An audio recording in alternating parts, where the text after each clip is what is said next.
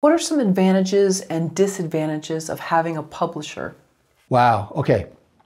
Comic book publishers, I don't want to say this categorically, but I will. They're in business to get movie and TV deals. You can make some money publishing a book, but the real money is in doing deals for film and TV. It's incalculable different. And also licensing, very important. So film, TV, licensing is where the real money comes. And so, for example, Ken Levin, who founded First Comics, my personal publisher, back in the day, Ken founded First Comics as what's called a creator-owned company. What this means is as follows. Marvel and DC own all their characters. They own Spider-Man, right? They own Superman, Batman, Captain Marvel, etc. So when you get published, the only way you get published through Marvel or DC is if you're writing or drawing stories based on their characters, and it's a work for hire, they pay you X amount, you draw, you write. Creator-owned books, like the ones that First Comics and some other companies publish, they're still, those characters that you create, like Zen, is still owned by Dan and I, right? But what Ken, as a publisher, can do, and what Harry Marcos, my UK publisher of Marcosia, can do, and it's incorporated into the publishing contract, is they can take your property and sell it as a movie, as a TV show, for example, right? And those deals are what's really lucrative. So for example, when I, with a director friend, wrote the latest incarnation of the Zen live action movie script, that goes into Ken's hands because he's like de facto, he's my manager as well. That's part and parcel of the deal for these kind of scenarios. So it can be very important to have a publisher. Lots of people just try to self-publish, which is fine. Like they'll put their books up on Amazon and sell it both as a hard copy and digitally, like, read it on the Kindle, right? But, when you're in that position, you have to determine, what are you trying to do? Are you just trying to sell some books? Do you want to get a movie deal? Do you want to get a TV deal? Do you want to get licensing?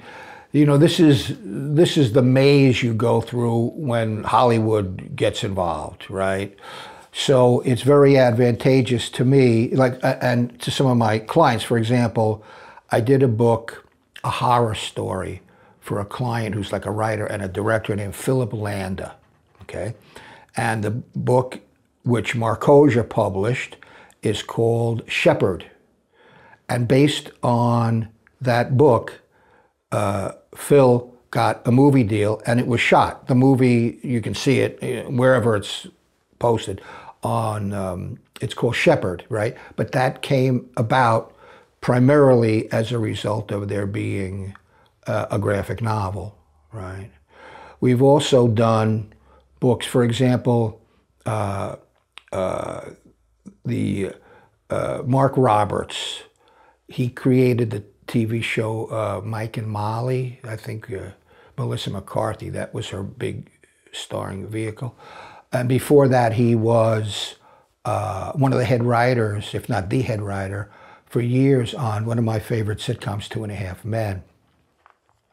So we adapted a stage play that he wrote called Rantoul and Die, R-A-N-T-O-U-L. It's the name of a town, Rantoul and Die, which is this incredible black comedy, dark comedy, right? And we adapted the stage play into a graphic novel, right? But you know, Mark has his own agents, you know, like maybe it's CAA or William Morris, I don't really know where, okay? So he can move his products through his connections.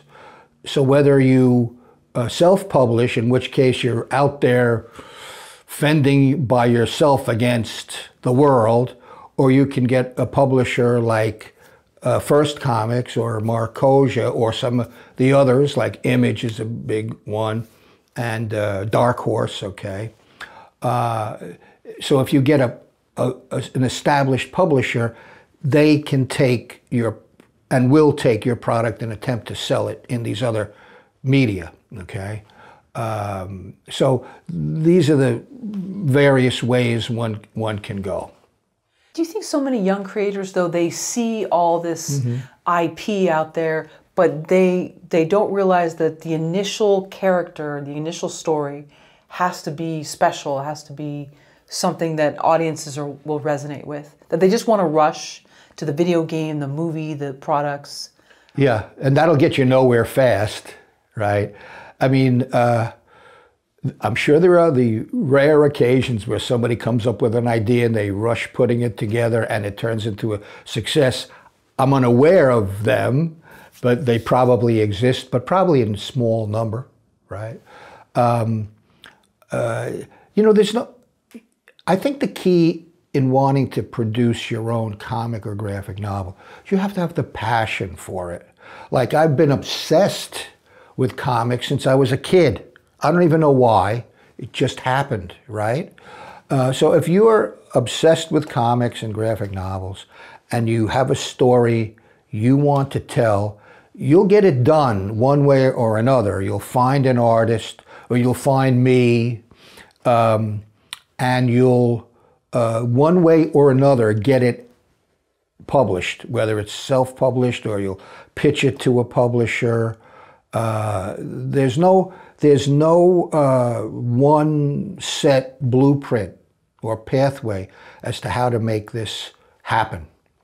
How much does it cost to typically produce an independent comic?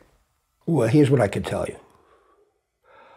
Marvel and DC, the two big comic book companies, when they pay their creative team on any book, which is writer, penciler, inker, colorist, letterer, the 5 essential people, those two companies, which are admittedly giant companies, they pay the going rate of $500 a page, okay? To pay those 5 people, that's what it costs, okay? So the average, a 20-page book, you do the math, it's 20 times 500. I think that's $10,000. That's what it costs them to produce a 20-page book. Again, as I mentioned earlier, because I use super talented people, but people who don't necessarily reside in the U.S., I pay them, like, my total combined page rate is a fraction of that. But I can tell you this. There's one artist, an alumni, if you will, of Storyboard, is an artist who lives in Mexico. His name is Enid Balam. He did a beautiful major project for us, and he is now a top artist at Marvel. They saw his work, and he's working on some high-profile titles for them, like there's one coming out called Spider-Gwen, which is probably Gwen Stacy, was a girlfriend-ish of Peter Parker's, who's now got spider powers, right? And there's talk of a movie with some big actress gonna be, but Enid, who cut his teeth on Storyboard as well as, I guess, other projects, he's doing that book. That's great. He also does like New Mutants, which is an X-Men kind of spin-off, or in that wheelhouse, right? So I guarantee you what he's making now from Marvel is like 3 to 5 times what I paid him. But when, at the time, you know, I can't bend somebody's arm to sign a contract with me. So he was very happy, and the exchange rate was good with Mexico. But we have had artists who have now moved up, and he's not the only one. Yeah. What advice would you give to someone who's looking to get a comic book published? The advice would be this: go to a comic book convention, of which there are many. I believe currently every weekend somewhere in the United States there's a comic book convention. The biggest one is, of course, Comic-Con in San Diego, where they're pushing at 200,000 people who attend. I call Comic-Con in San Diego the 5-day endurance test. I always need a week afterwards to recover when I get back, right? But whether you go to Comic-Con, or last week I was at LA Comic-Con, but they're in Florida, New York Comic-Con, everywhere. So go, approach publishers with your portfolio. If you're a writer, give them a printout of something you've written. If you're an artist, show them your art portfolio. The best way to see if you might have what it takes or somebody sparks to your talent is to go to what's called a portfolio review that they have at almost every comic book convention. And these people are unsparing. If they think your work is not that good, they'll tell you why it's not that good. Constructive criticism, not, just for the sake of being critical, right? But there's no better way to judge and to find out where your work stands than to show it to professionals who are sitting behind those booths or at that portfolio review table. That's the way to do it.